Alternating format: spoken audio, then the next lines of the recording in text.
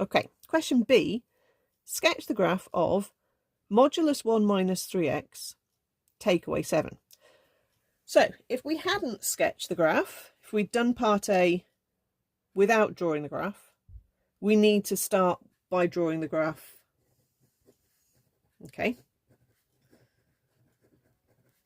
So we start with the graph of y equals modulus 1 minus 3x, which we have over here.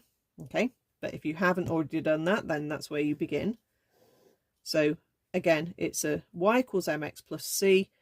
The constant is a 1. The gradient is minus 3. Modulusing around the whole graph basically means any bit of the graph that goes under bounces up. Okay. And then the minus 7, we've got to move it down 7. So this is basically the graph of f of x take away 7. Okay, your original graph with a down 7 tagged on the end. Now, handily, we know that it's at height 7 at these two values. And again, if you'd done this first method, that's not necessarily hugely obvious, really, is it? Okay. So you do have to think what's going on here. All right. So you've got a height 7 when x is minus 2 and when x was 8/3 here. Okay. And if we'd done this version of the graph, we would know that. All right. As we move it down 7, these two dots are then going to be on the axis.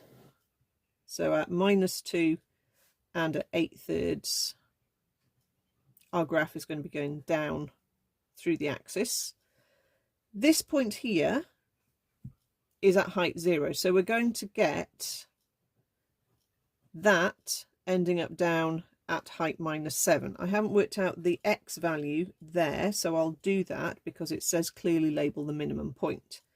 So where does that graph touch the x-axis? Well, we can figure that out by saying y is 0 and just thinking about the straight line of 1 minus 3x and thinking where is that 0? And it would be 0 at x equals 1/3. Okay, so that's at 1/3.